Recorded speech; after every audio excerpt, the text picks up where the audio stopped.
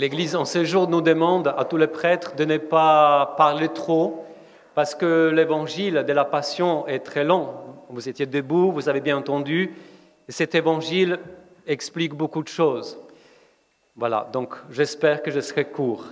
Loué soit Jésus-Christ.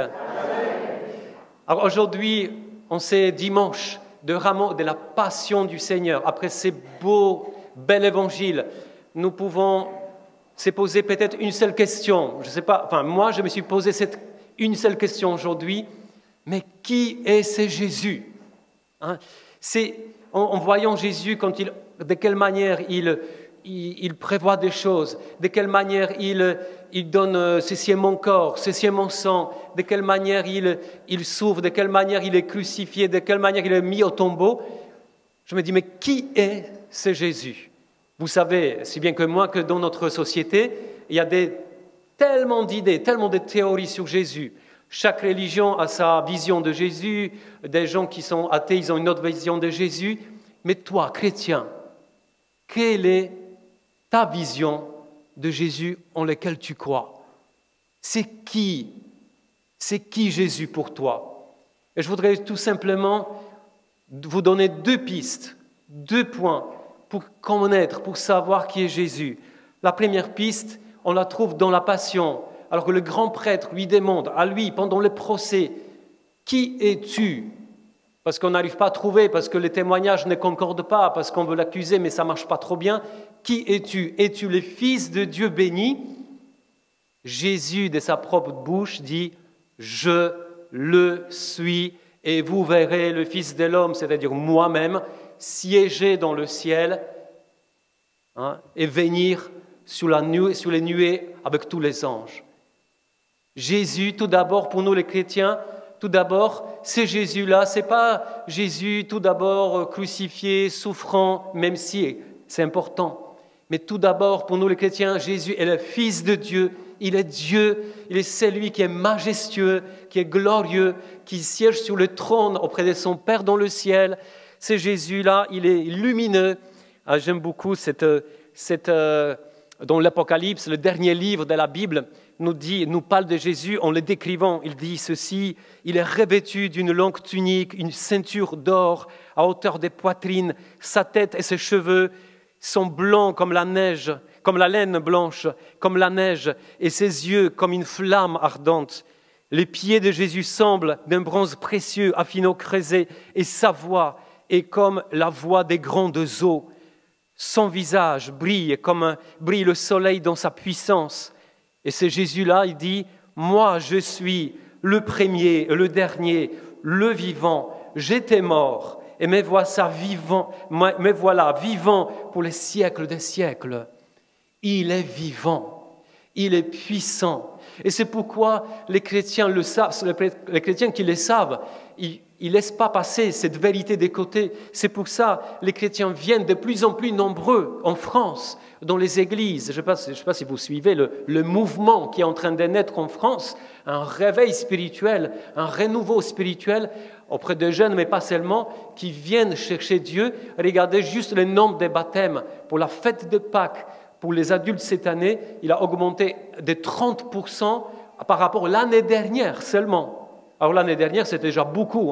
On s'extasiait en disant « Waouh, il y a presque 5500 baptisés que la nuit des Pâques. Cette année, ça va dépasser 7000. » Il y a un mouvement, il y a quelque chose de nouveau qui naît par rapport dans la foi.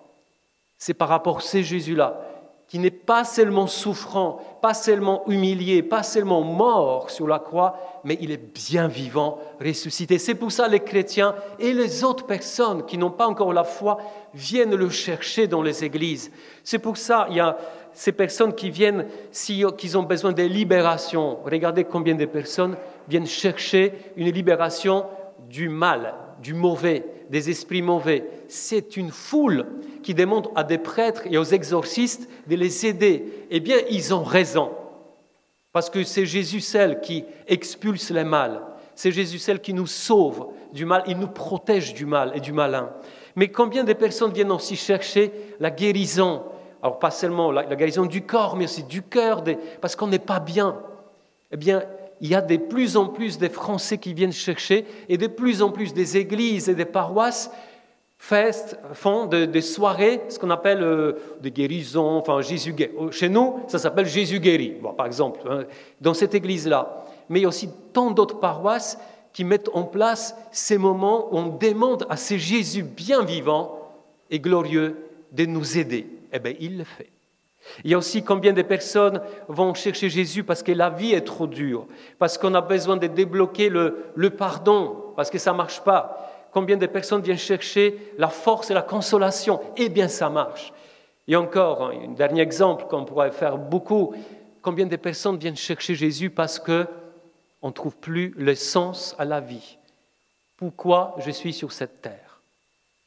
Pour l'argent? Pour le travail? Pour la famille? On voit bien qu'à un moment donné, ça ne marche pas si bien que ça. Et du coup, on s'est dit, mais pourquoi je suis là? Si ça ne marche pas, ça veut dire qu'il y a quelque chose, il y a un destin. Eh bien, ce destin, ça vient de Dieu. Nous sommes désirés, nous sommes prévus par Dieu depuis toute éternité et nous avons une destinée éternelle grâce à Dieu. Et toutes ces choses-là, on pourrait encore rajouter, ces gens de plus en plus nombreux viennent chercher parce que Jésus est vivant, glorieux, majestueux, il est lumineux, il est notre Seigneur. Et c'est pourquoi aussi Saint Paul dit dans la deuxième lecture, un jour, tout genou fléchira devant ce Seigneur des Seigneurs, ce Roi de rois qui est Jésus. Tout genou fléchira. Dans l'Ancien Testament, c'était clair. On se met à genoux que devant Dieu seul. Mais Jésus, puisqu'il est vivant et puissant, tout genou va se mettre à genoux devant lui. Mais vous allez me dire, si c'est comme ça, pourquoi alors cette passion qu'on vient d'entendre? Pourquoi cette souffrance? Pourquoi c'est impossible? C'est trop fort. Pourquoi il a fait ça? Il y a une seule raison. Une et unique seule raison. Il a fait ça pour nous. Jésus, dans sa passion, il fait qu'une seule chose. Une unique chose. Il descend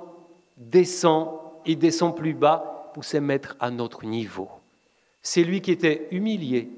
C'est lui qu'on crachait dessus. C'est lui qu'on flagellait, c'est lui qui était couronné d'épines, c'est lui qui était suspendu sur la croix pendant 6 heures et qui est mort d'une manière atroce et son corps était mis au tombeau. Il a fait tout cela, il s'est humilié à ce point-là pour nous rejoindre dans nos propres humiliations.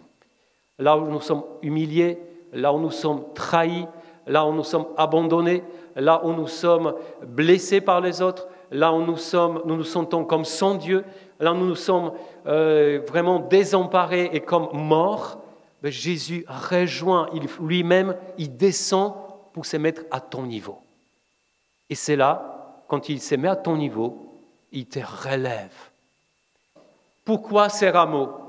Alors le rameau, pour certains parmi nous, rameaux de dimanche de Rameaux sont très importants, pour les autres moyennement importants. Le rameau béni, on les met souvent à la maison accroché à une croix ou une image sainte et ça reste pendant toute l'année. Pourquoi on les fait? Pour nous souvenir de ce Jésus qui est à la fois merveilleux, glorieux, qui veut nous sauver, qui veut nous changer notre vie, et aussi ce Jésus qui s'est fait vraiment pauvre, qui s'est fait souffrant pour moi. Et qu'à chaque fois, pendant toute l'année, quand je lève mes yeux et je regarde ces rameaux, je pense à Willy. Non, je pense aussi à lui, à cette petite scène. Je pense, voilà, c'est ce qu'on a vu, et je pense à Jésus. Je dis, Jésus, je me souviens de ces dimanches de Rameaux. Je veux te prier, je veux t'accueillir dans mon cœur. Amen.